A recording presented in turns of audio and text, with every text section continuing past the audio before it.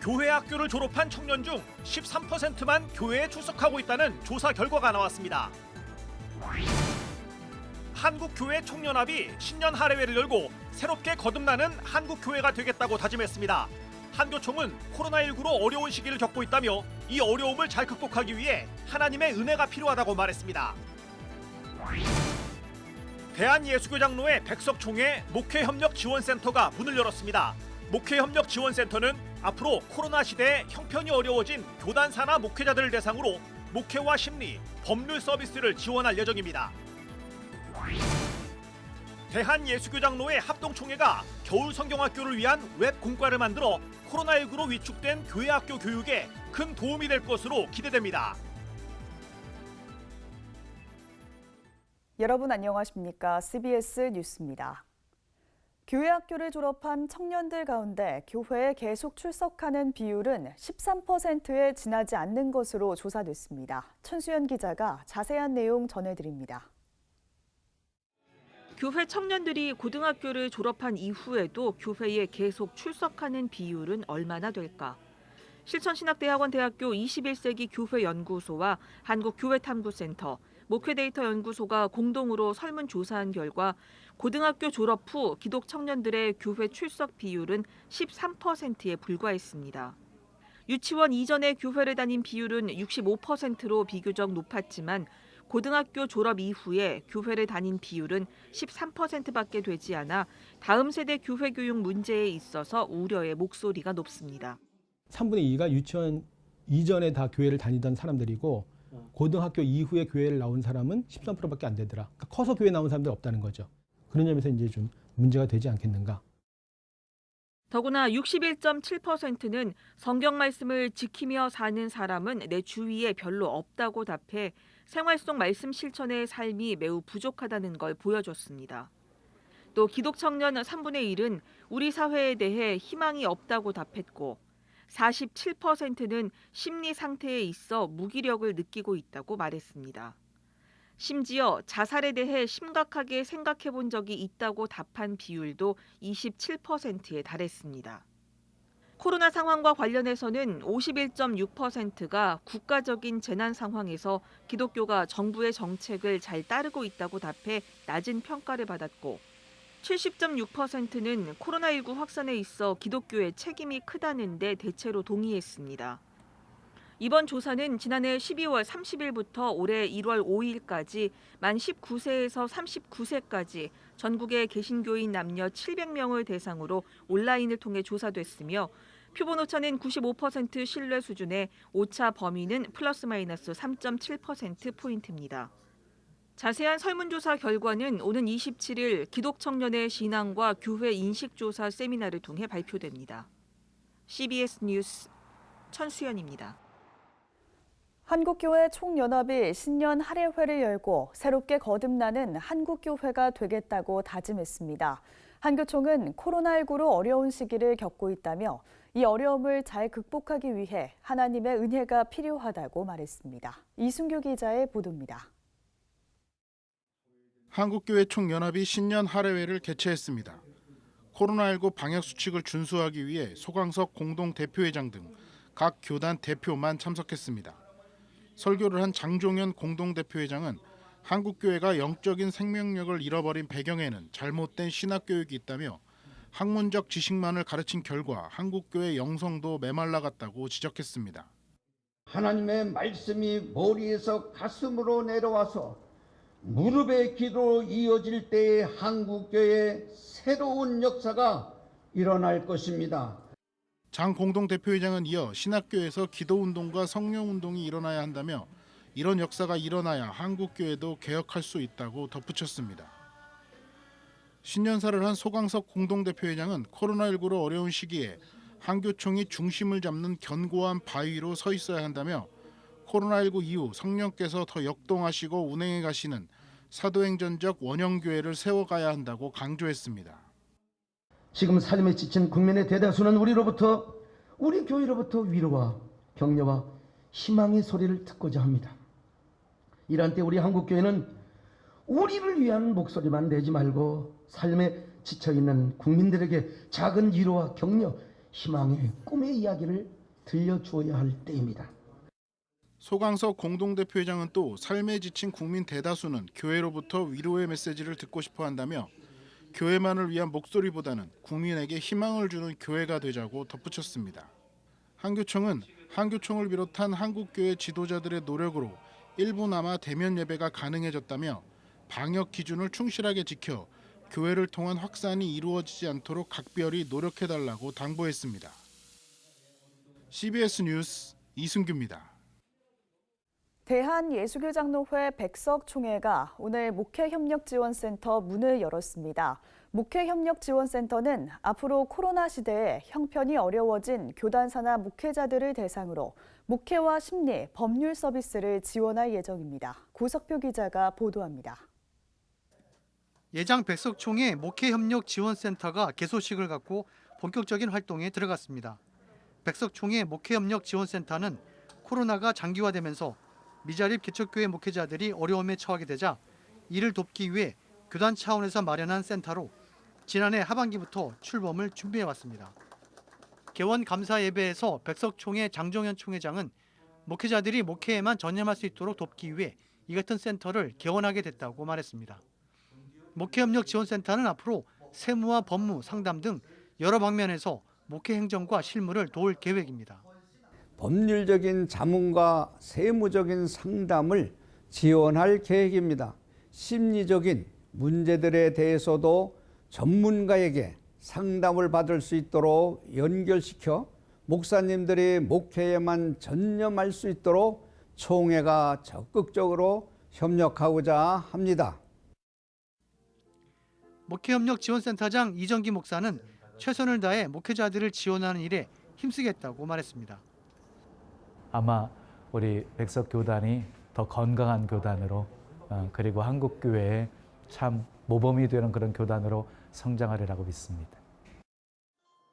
센터는 또 영상 예배를 위한 장비와 기술 그리고 개척교회 설립과 운영 등을 다각도로 지원할 방침입니다.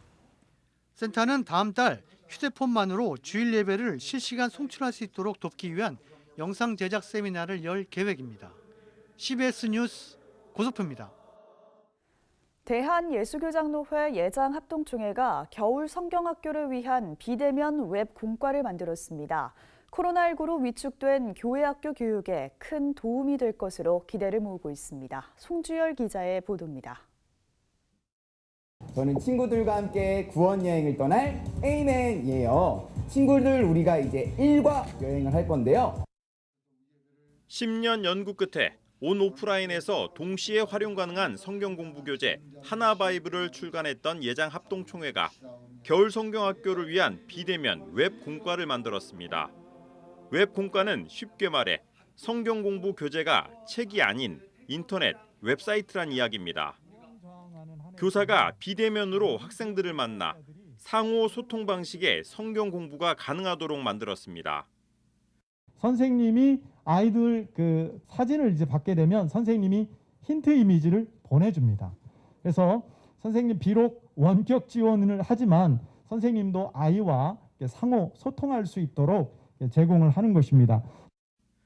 유아 유치부, 유초등부 대상의 웹 공과 두근두근 구원 여행은 구원론의 핵심 교리인 구원의 서정을 3과로 나눠 구성했습니다. 각 과마다 활동 동영상과 챈트, 퀴즈, 노래 등 학생들의 흥미를 끄는 콘텐츠를 가득 담아 교육 효과를 높이는 데 주력했습니다. 이번 웹 공과는 코로나19로 공교육 현장에서조차 화상 수업이 일상화된 상황에서 교회 학교 비대면 신앙 교육의 전환점이 될 것으로 기대를 모으고 있습니다. 꿈의 불, 사명의 불, 하나님을 갈망하는 불들이 타오르면 그 아이들이 여러분의 그 진정성과 디바인 에토스로 말미암아 가슴에 불이 질러지고 그리고 꿈의 불이 타오르게 될 때 그 아이들이 마침내 우리 한국교회 다음 세대를 책임지고 우리 종의 다음 세대를 책임지며 참 선생이신 예수 그리스도의 사역이 이 어려운 시대 가운데 여전히 새롭고도 참된 유일한 대안임을, 어떤 색한 대안이 있는 게 아니에요. 그리스도만이 유일무이한 대안임을 교회 교육의 방향과 계획 속에 기초로 삼아야 된다는 거죠.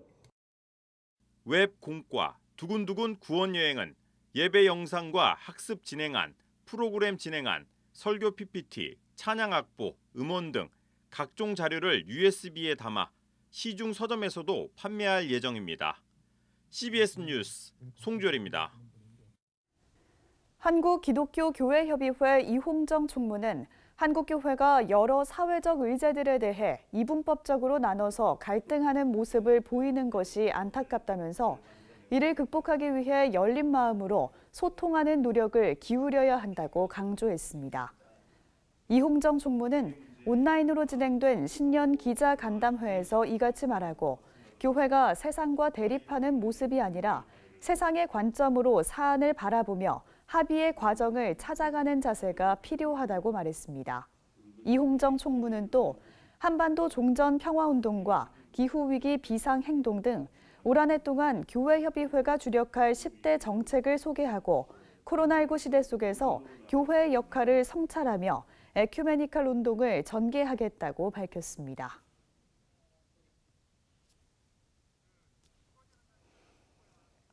청년 사역단체 비전 스테이션 미니스트리가 주최한 다음 세대를 위한 온라인 집회 킹덤 컨퍼런스가 이번 주간에 열렸습니다.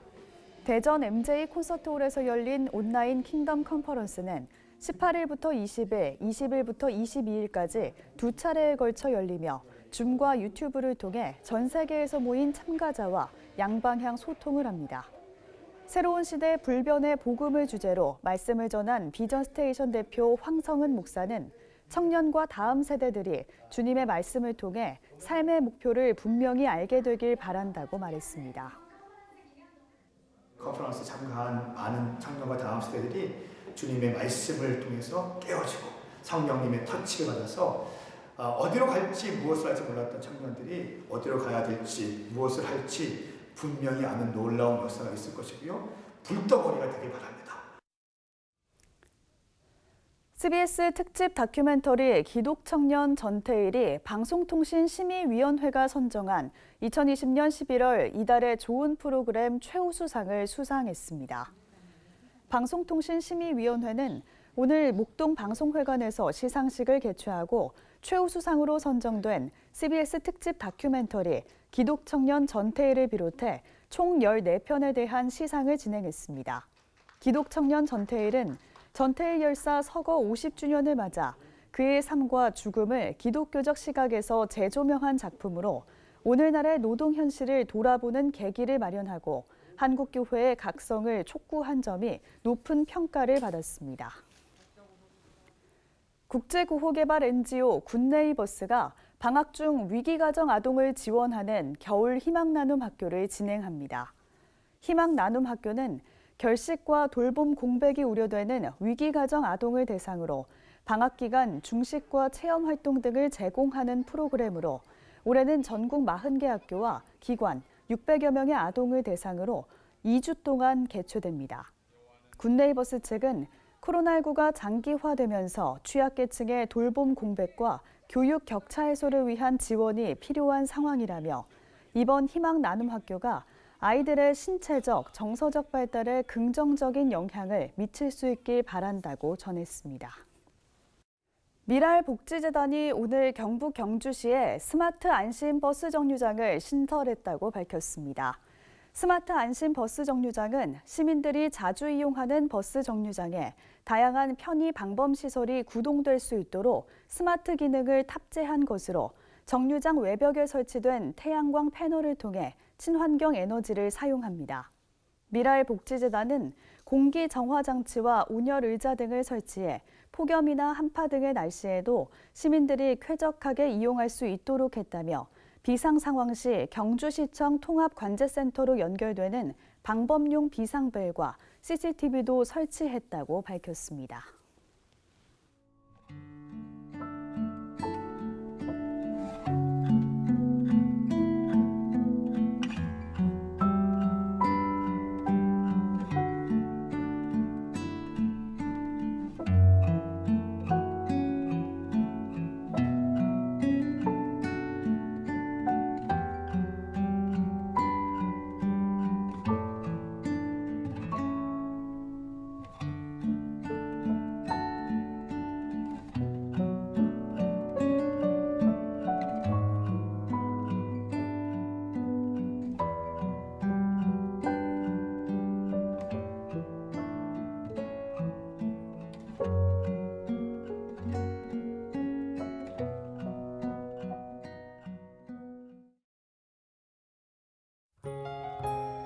내일은 전국이 맑은 가운데 낮부터 기온이 5도 이상 올라서 추위가 풀리겠습니다. 내일 아침 최저 기온은 영하 14도에서 0도, 낮 최고 기온은 6도에서 11도로 예상됩니다. 이상으로 뉴스를 마칩니다. 함께해 주신 여러분 고맙습니다.